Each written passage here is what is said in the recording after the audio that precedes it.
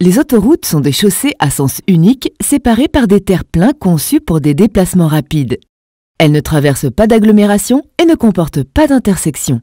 L'autoroute est indiquée par la lettre A suivie d'un numéro repérable sur une carte. Manon et Nicolas surveillent leur itinéraire et les panneaux sur l'autoroute car ils approchent d'une bifurcation. Ils ne veulent pas se tromper de voie. Presque tous les panneaux sur l'autoroute sont bleus et indiquent les voies à prendre pour aller jusqu'à la ville de destination. Divers types de panneaux existent en cas de bifurcation entre deux autoroutes. Il convient de bien les connaître. Le panneau 1 annonce l'autoroute, A42, et la distance à parcourir avant la bifurcation. Le panneau 2 est la confirmation de la bifurcation signalée par la croix blanche.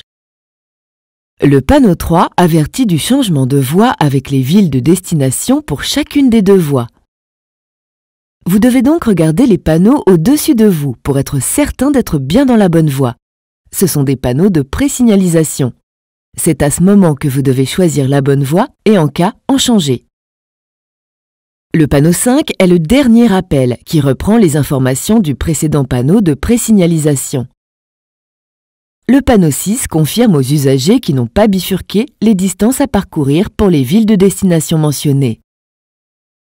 D'autres panneaux vous indiquent aussi des aires de repos. Il en existe de deux sortes. Il y a des aires où on peut juste faire une pause, elles sont signalées par ce panneau.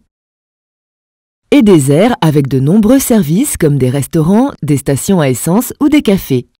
Dans ce cas, des panneaux vous indiquent ce qui se trouve exactement dans l'aire de repos.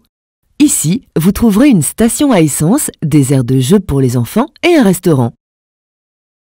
Manon et Nicolas approchent de leur destination et doivent emprunter la sortie.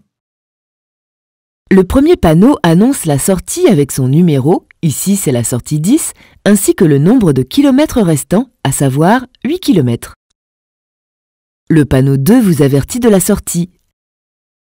Le panneau 3 est un panneau de présignalisation situé ici, juste 1 km avant la sortie. Le panneau 4 est le panneau de rappel situé juste avant la sortie et la voie de décélération, c'est-à-dire la voie dans laquelle vous allez ralentir pour sortir.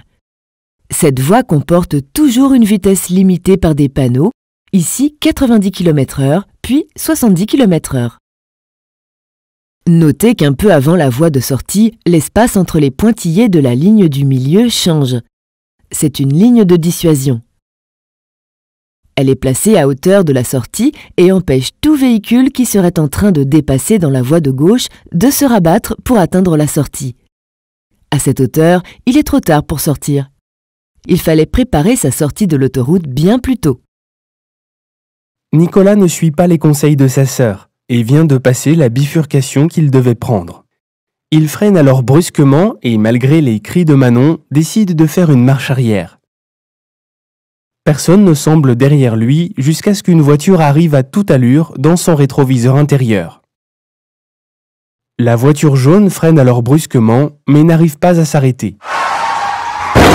Elle percute de plein fouet la voiture de Manon et Nicolas, qui meurent sur le coup. Le conducteur de la voiture jaune est dans le coma. Nicolas aurait donc dû continuer sur l'autoroute et prendre patiemment la prochaine sortie. Une fois sorti, il aurait pu reprendre l'autoroute dans l'autre sens.